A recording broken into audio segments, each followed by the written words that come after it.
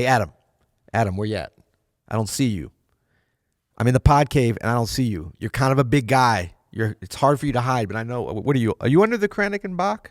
I don't think so.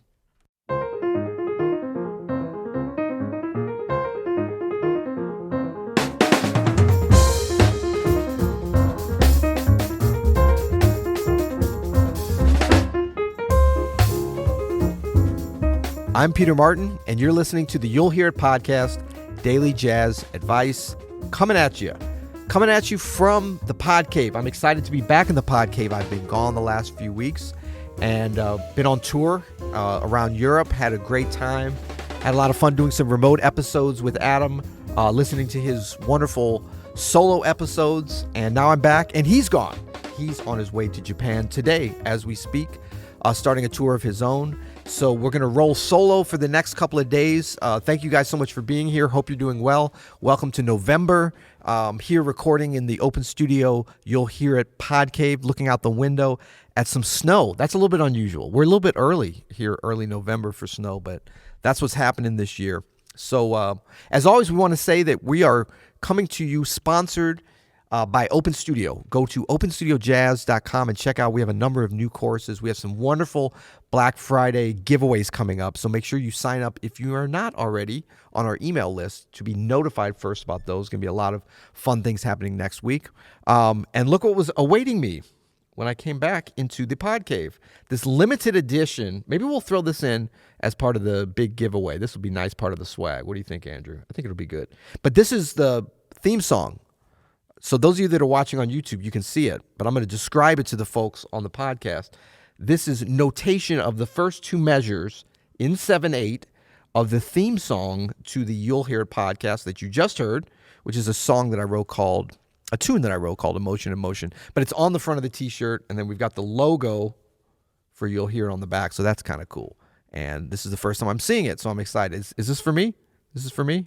It's for me. Okay, awesome. There you go. All right, what are we talking about today? Today we're going to talk about 7 ways to learn jazz faster. Okay, now this seems a little counterintuitive because we're always preaching and talking about patience here at the You'll Hear It podcast. And so really this is about still being patient, but I want to kind of maybe go into some issues and some tips and some strategies of how you can get to that promised land that you want to get to, that we all want to get to, as far as becoming great jazz improvisers, great jazz players. So it's a 1,000-mile journey. It's a 10,000-mile journey. It's a 100,000-kilometer journey. It's a long journey. I can't change that because it's such a wonderful and complete skill to have to be a great jazz improviser. And we all want to get there. But hopefully I can give you some tips on ways to speed up that journey. I can't make the journey shorter, but I can hopefully give you some tips to speed it up a little bit, maybe even to keep you from going on little side journeys that are going to end up making it longer, okay? So we still want to learn things thoroughly. We don't want to take shortcuts, but we do want to get there faster. Nothing wrong with that. So let's jump right in with number 1. Those of you that have been listening to the podcast over the last couple of years will know this. Number 1, listen. All right. Now, what do we mean by listen? We mean listen to recordings. We mean listen to live performances. We mean listen to yourself. Listening is really just, it's a lifestyle. It's a mindset.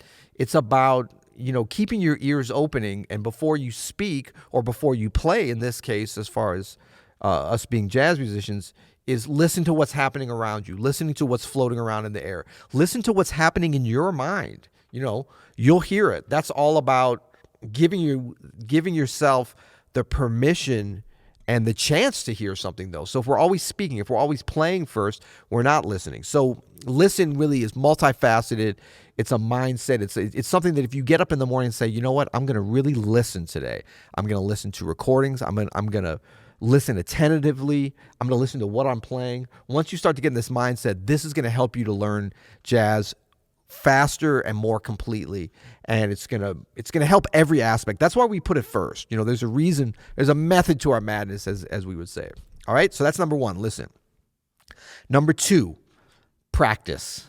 All right, so this seems obvious, but the whole mindset and really the manifestation of this is about the number of hours you spend in the practice room. Now, we want it to be practicing the right things, of course. We're going to get into that as we go through this list. But to a certain degree, you gotta put the hours in.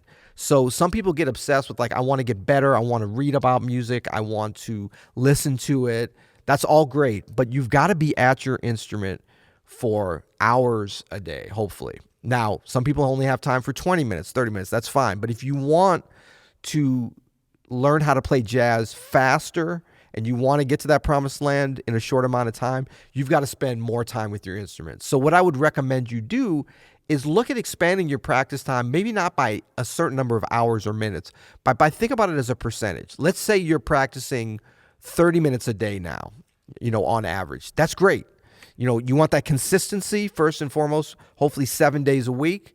But if you're doing 30 minutes a day, maybe you challenge yourself next week to increase that just 10%, right? Or maybe even 20%. What is that, 6 minutes more? So then you're practicing 36 minutes. Really, if you can do 6 more minutes, how about 10 more minutes? So now you're moving from 30 minutes to 40 minutes. I think you can find 10 minutes somewhere. If you were to do that, and you're still practicing the right things that we're going to talk about, you're going to decrease, I should say, the amount of time it takes you to get to that level of mastery by 20%, so now you're already getting there faster. You still want to be practicing the right things, of course, at the right time and all that, but really just thinking about it in a very tactical way in terms of how much time you're practicing. It's really money in the bank. It's like, if you want to retire rich, you have to be putting in a certain amount of money, and if you put a little bit more in, you're going to be accumulating more. So I've always thought about practicing similar to putting money in the bank, and I would encourage you to as well. So that's number 2. Number 1, listen. Number 2, practice. Number 3 of our 7 ways to learn jazz faster is to be smart about your practice. Okay, so what do we mean by that? We're talking about the amount of time we're practicing, doing a little bit of increasing with that, but then you have to be practicing the right thing. But you want to be smart about even what you're practicing. So say you know what to practice, and I think most of you do know, what to practice, but you want to be able to be practicing, for instance, at a time of day that you can get a lot accomplished, especially if you don't have hours and hours to practice. So like if you have all day, if you have nothing else to do but practice, you can kind of get up, practice a couple of hours, and if it's not going well, say, okay, I'm going to go chill for a little bit and then come back and practice. But if you've only got 40 minutes to practice, you got to make sure that you're getting 40 minutes of value out of your time. It becomes even more important with the less amount of time. So you want to think about when's the best time of day for you to practice. If you're practicing things that require a lot of concentration, you've got to get in tune with yourself and think about when can you concentrate at your instrument in the most optimal way. And then you've got to schedule it to be able to do that. When do you focus best? When are you most creative? That's not always the same time as when you can focus and, really concentrate the most. Sometimes the creative mindset is at a different time. So you want to experiment a little bit first with that time of day. Maybe is it right after you eat? Maybe is it before you eat, after you have a cup of coffee, have your tea, exercise, whatever. There's all different things, just like any other kind of work that we're doing that can affect how effective our practice is. So yes, number 2 is practicing and just putting in that time, the sets and reps. This number 3 about being smart about how we practice is about really scheduling it at the right time. And then also, you might want to think about environment and location.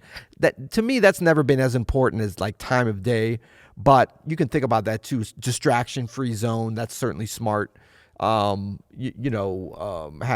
your instruments sounding good in a good room, all that kind of things. Those things I think are easier to overcome than the sort of time of day and what your mind and how productive you can be, though. Okay? So that's number 3, being smart about your practice. Number 4, to learn jazz faster, stay inspired. Okay? This is another one of those kind of mindset things, but there's some things that we can do to keep us in that inspired mindset. We know that when we're practicing and we're developing as good players, if we're inspired, we're going to be able to develop quicker within that same amount of time. So you're going to want to listen to great recordings. That's always inspirational and so great because you can do that anywhere. You can do that in the car, at home, while you're cooking, while you're walking around. And then go to live gigs. That can be so inspiring. And sometimes it's just like buy a ticket to a gig in a couple of weeks, and it can be inspiring just thinking about that gig.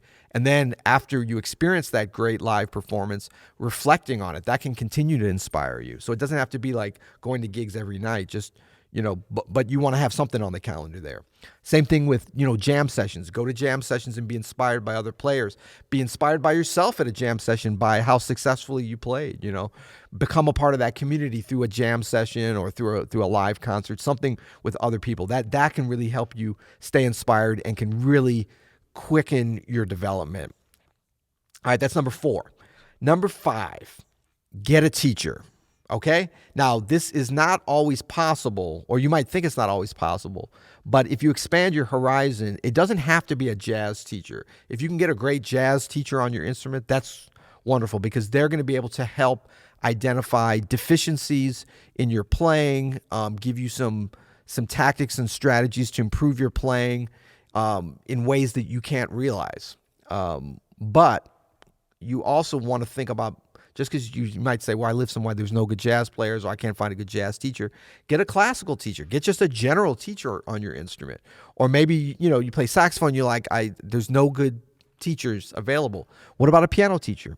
What about a guitar teacher? There's all different ways to develop as a jazz player that are not just on your instrument, okay? But that's seeking out a professional. It's really like it's a coach. You want to think about it. Like, if you're training for a marathon, you can do it yourself by reading books, by looking at videos, yeah? But you can also get a live person to interact with that can be very inspirational and can quicken that journey for you. All right, that's number 5.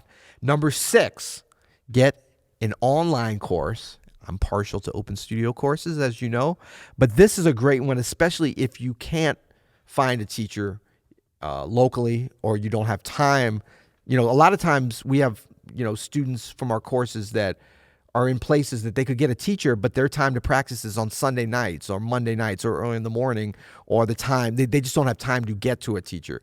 So what our courses can do is sort of the next best thing as far as giving you ideas and inspiration and getting you to places quicker, through the techniques and ideas of our wonderful faculty on openstudiojazz.com. And also, it's like if you're a bass player, even if you live right next door to Christian McBride, you're probably not going to be able to get a lesson with him because he's always on the road and stuff. So you're going to be able to get the information from Christian McBride, breaking down what you need to practice and how you need to get better quicker and become a great jazz bassist faster with information from Christian McBride. That's the only place you're going to be able to get it anyway.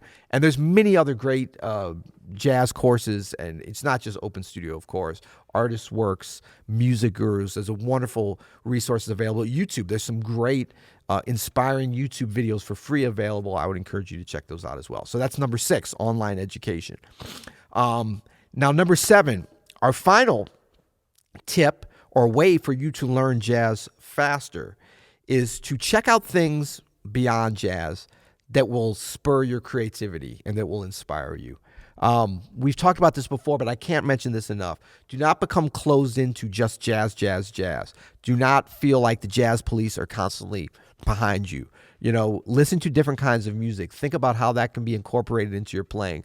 Listen to other kinds of music and learn to play them for what it will do for your ear training and general musical training that will help you actually to learn jazz faster when you go to that. Don't be single-minded. Don't have tunnel vision.